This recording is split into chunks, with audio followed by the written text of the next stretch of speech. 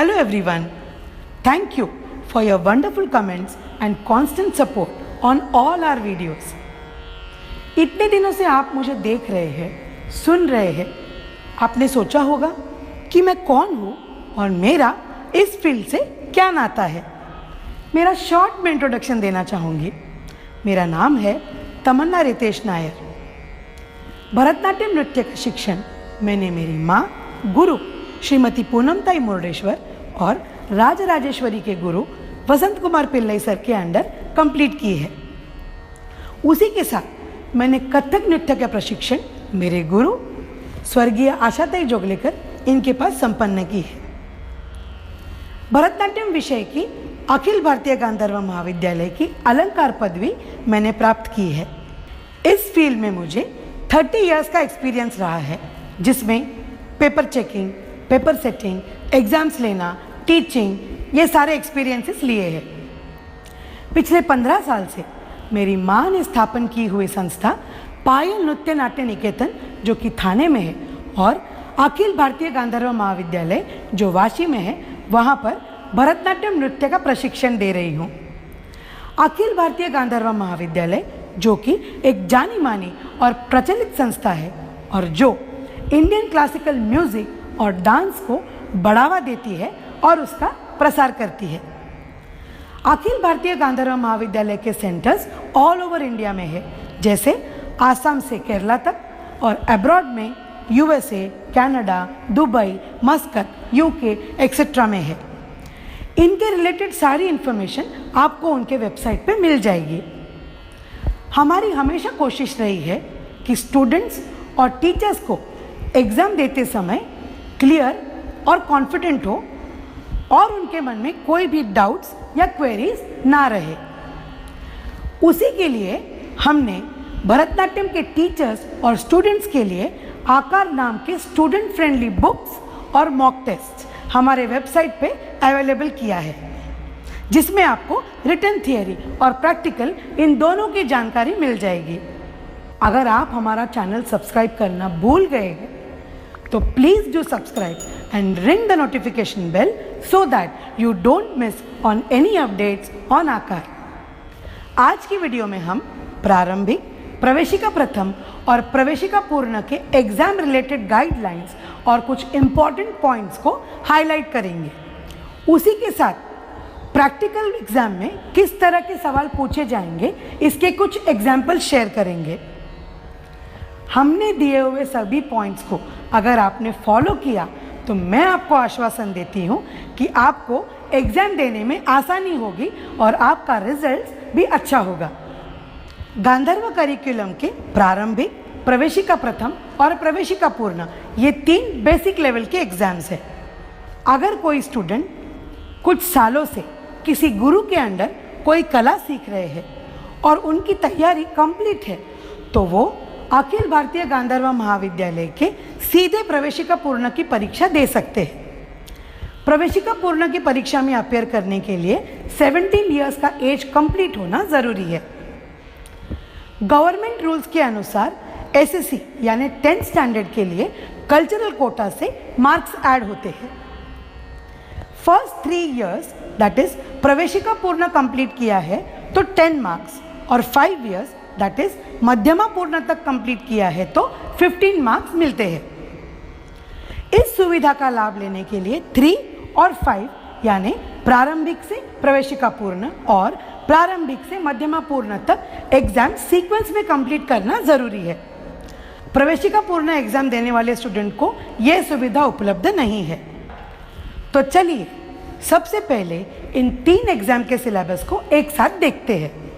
प्रारंभिक एग्जाम में division, practical plus oral theory, marks है 50 मार्क्स, जिसमें से 30 मार्क्स प्रैक्टिकल के लिए और 20 मार्क्स ओरल थियरी के लिए। Time duration for each candidate 10 minutes होता है और age criteria minimum 8 years complete होने चाहिए। सेकेंड एग्जाम है प्रवेशिका प्रथम, जिसमें division, practical plus oral theory, marks है 75, जिसमें से 50 मार्क्स का प्रैक्टिकल और 25 मार्क्स की ओरल थियरी होती है। Time duration for each candidate 20 minutes. इसमें कोई एज क्राइटेरिया नहीं है। प्रवेशिका पूर्ण for regular students, practical plus oral theory plus written theory. Marks है 125 मार्क्स, जिसमें से 50 मार्क्स थियरी के लिए, 50 मार्क्स प्रैक्टिकल के लिए और 25 मार्क्स ओरल थियरी के लिए। Time duration for each candidate, practical के लिए 20 मिनट्स और रिटन एग्जाम के लिए 2 आवर्स। इसमें भी कोई एज क्राइटेरिया नहीं है। प्रवेशिका पूर्ण में डायरेक्ट बैठने के लिए सेम रूल्स प्रवेशिका पूर्ण जो रेगुलर दे रहे हैं उसी की तरह है, सिर्फ 17 ईयर्स कंप्लीट होना ज़रूरी है। 10 exam guidelines for students and teachers. First point, examination में अपियर करने से पहले 2 महीने पहले पोर्शन कंप्लीट होगा तो अच्छा है, जिससे आपको 2 महीने रिवीजन करने का मौका मिलेगा। पॉइंट नंबर 2, अंग शुद्धि, फुटवर्क, रिदम, प्रोनाउंसिएशन, इन सभी पॉइंट्स को सीखते और परफॉर्म करते समय ध्यान में रखें, क्योंकि इसको एग्जामिनेशन में स्ट्रिक्टली जज किया जाता है। अभिनय दर्पण और नाट्यशास्त्र के अनुसार श्लोका के प्रोनाउंसिएशन सही तरीके से करें, यानी प्रॉपरली रिसाइट करें। फॉर एग्जाम्पल, त्रिपदा का हस्त विनियोग में मुकुटे नहीं है, मकुटे सही प्रोनाउंसिएशन है। उसी तरह पताका हस्त विनियोगा में ताड़पत्रे च नहीं, तालपत्रे च सही प्रोनाउंसिएशन है। पॉइंट नंबर 3, एग्जामिनेशन हॉल में एंटर करने के बाद आपका एटीट्यूड पोलाइट और कॉन्फिडेंट होना चाहिए।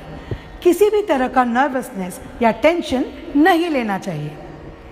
पॉइंट नंबर 4, एग्जामिनेशन की अगर आपकी तैयारी नहीं हुई है, आपकी तबीयत ठीक नहीं है या फिर आपको एंजाइटी या घबराहट हो रही है, तो ऐसे एक्सक्यूजेस देकर एग्जाम देने की कोशिश ना करें। ऐसे एक्सक्यूजेस को एग्जाम में कंसिडर नहीं किया जाता। पॉइंट नंबर 5, एग्जाम में बैठने का डिसीजन कंप्लीटली टीचर पे निर्भर करता है। इस डिसीजन में पेरेंट्स इंटरफेयर ना करें। फॉर एग्जाम्पल, क्लास के कुछ बच्चे एग्जामिनेशन में अपियर कर रहे हैं और किसी कारणवश आपकी बेटी या बेटा क्लास में रेगुलर नहीं है, तो उन्हें एग्जामिनेशन में बैठने के लिए फोर्स ना करें। ऐसा करने से टीचर के लिए डिसरिस्पेक्ट और उस बच्चे का प्रिपरेशन सही तरीके से नहीं हो पाएगा। एक विशेष बात बताना चाहूँगी कि टीचर ने सिखाए हुए सिलेबस को स्टूडेंट को रेगुलरली प्रैक्टिस यानी रियाज करना है, और पेरेंट्स ने भी इस बात पर ध्यान देना है कि ये सिर्फ टीचर की जिम्मेदारी नहीं होती है। पॉइंट नंबर 6, एग्जाम देते समय स्टूडेंट को एग्जामिनर के साथ आई कांटेक्ट रखना ज़रूरी है। बार बार अपने टीचर की तरफ ना देखें। ध्यान में रखिए कि टीचर आपके साथ नटवांगम यानी बोलने के लिए एग्जामिनेशन हॉल में प्रेजेंट होती है। पॉइंट नंबर 7, एग्जामिनर ने पूछे हुए सवाल को सही से सुने और समझे। अगर आपको कोई सवाल समझ में नहीं आया तो एग्जामिनर के पास जाकर उन्हें पोलाइटली पूछे। इसके अलावा अगर आपको कोई क्वेश्चन समझने में दिक्कत हो रही है तो आपकी टीचर कभी कभी आपको क्वेश्चन समझाने में हेल्प कर सकती है। फॉर एग्जाम्पल, अगर एग्जामिनर ने आपको पूछा मुरुक अडवु या तत्तैताह अडवु, तो एग्जाम सिलेबस के अनुसार मुरुक अडवु यानी शिखरस्थ अडवु और तत्तैताह अडवु यानी तत्तकुदित्त मेट्ट अडवु ऐसे बताकर टीचर आपकी हेल्प कर सकती है। इसके अलावा स्टूडेंट और एग्जामिनर के बीच में टीचर ने नहीं बोलना चाहिए। पॉइंट नंबर 8, सिलेबस में दिए हुए क्वेश्चन को अगर एग्जामिनर ने अलग तरीके से पूछा तो कंफ्यूज ना हो। एग्जामिनर से 2 मिनट का वक्त मांगकर सोचकर फिर सही तरीके से जवाब दे। एग्जामिनर ने कोई सवाल पूछा और अगर आपको उसका जवाब नहीं आ रहा है तो आप तुरंत एग्जामिनर को बताएं ताकि एग्जामिनर आपको दूसरा सवाल पूछ सके। पॉइंट नंबर 9, जहाँ जहाँ प्रैक्टिकल डेमोन्स्ट्रेशन एक्सपेक्टेड है वहाँ उसे सही तरीके से प्रेजेंट करना है। For example shloka, meaning of the items, viniyoga shlokas, जिसे आपको बॉडी मूवमेंट्स और फेशियल एक्सप्रेशन के साथ सही तरीके से बताना है। पॉइंट नंबर 10, एग्जामिनेशन सिलेबस के सभी रूल्स एंड रेगुलेशंस को आपको सही तरीके से फॉलो करना ज़रूरी है। जैसे ड्रेस कोड क्या है, एग्जामिनेशन के दिन आपको क्या क्या चीज़ें कैरी करनी है, इन सभी को ध्यान में रखना है। इन सभी रूल्स एंड रेगुलेशंस के बारे में हमने हमारे प्रारंभिक के वीडियोस में बताया है। अब हम देखेंगे एग्जाम सिलेबस के क्लैरिफिकेशन और हर एक एग्जाम में पूछे जाने वाले क्वेश्चंस को। पॉइंट नंबर 1, व्यायाम यानी exercise. Minimum 8 variety of exercises आना जरूरी है जो कि डांस से रिलेटेड हो। उसी की तरह एक्सरसाइज का क्या इंपॉर्टेंस है ये भी बच्चों को बताना चाहिए। Point number 2, अडवुज। अडवुज में मिनिमम 4 स्टेप्स और उनको 3 स्पीड में करना जरूरी है। स्मॉल तिरमाणम के बोल गिनतो और बिग तिरमाणम के बोल तरिकिटतो, जो कि सिलेबस के अनुसार है उसी तरह बोलना है। कुछ एग्जामिनर्स अडवुज को किसी भी सीक्वेंस में पूछते हैं, तो आपको किसी भी सीक्वेंस में अडव प्रैक्टिस करना है। एग्जामिनर आपको अडव में से आपकी फेवरेट स्टेप पूछते हैं, तो आपको आपकी कोई भी फेवरेट स्टेप हर एक अडव में से प्रिपेयर करके रखनी है। Point number 3, नमस्क्रिया। ये श्लोका हम हमेशा क्लास शुरू होने के पहले बोलते हैं, आंगिकम भुवनम यस्य। The intent is to engage the student mentally and physically in the class. Namaskriya shloka को प्रेजेंटेबल लगने के लिए एक्शंस के साथ परफॉर्म करें। पॉइंट नंबर 4, ओरल थियरी में मुद्रास और श्लोकास के साथ साथ आपको उसके अलग अलग नाम बोलना भी अपेक्षित है। प्रवेशिका प्रथम और पूर्ण में विनियोगास है, उन्हें आपको सही तरीके से मीनिंग के साथ बोलना है। आपको मुद्रास किसी भी सीक्वेंस में पूछ सकते हैं या फिर एग्जामिनर आपको हाथ से मुद्रा करके बताएंगे और आपको उन्हें पहचानना है। पॉइंट नंबर 5, पुष्पांजलि, अलारिपू और कौतुहम में से एग्जामिनर आपको पूरा आइटम या फिर बीच में से कोई भी पार्ट पूछ सकते हैं। फॉर एग्जाम्पल अलारिपू का मंडी पार्ट या फिर अरमंडी पार्ट, और कौतुहम में से साहित्य पार्ट एक्सेट्रा पूछ सकते हैं। इन सभी आइटम्स के मीनिंग को आपको किस तरह से यूज होता है वो एक्शन के साथ सही तरीके से बताना है। इन आइटम्स को ताला में अप्रोप्रिएटली रिसाइट करना है।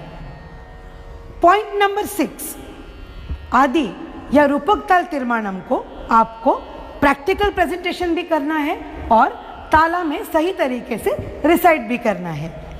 पॉइंट नंबर 7, प्रवेशिका प्रथम और पूर्ण में जाति रेसिटेशन को 3 स्पीड में सही तरीके से एक फ्लो में बोलना है। पॉइंट नंबर 8, प्रवेशिका पूर्ण के मार्क्स डिवीजन में स्थानक भेदा को 5 मार्क्स दिए हैं। प्रवेशिका प्रथम में सीखे हुए स्थानक भेदा को आपको प्रेजेंट करना है। पॉइंट नंबर 9, अर्लियर एग्जामिनेशन का कोर्स रिवाइज करना जरूरी है।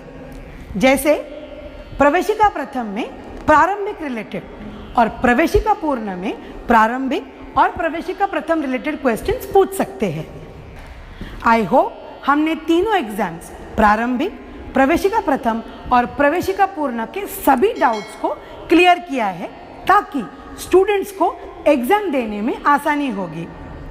Our best wishes to the teachers and the candidates who are appearing for the exam. Do let us know that how was your experience और आपको हमारे इस वीडियो से कुछ फ़ायदा हुआ या नहीं, ये हमें कमेंट करके ज़रूर बताइए। See you soon with a new episode. Till then, stay tuned with Aakaar.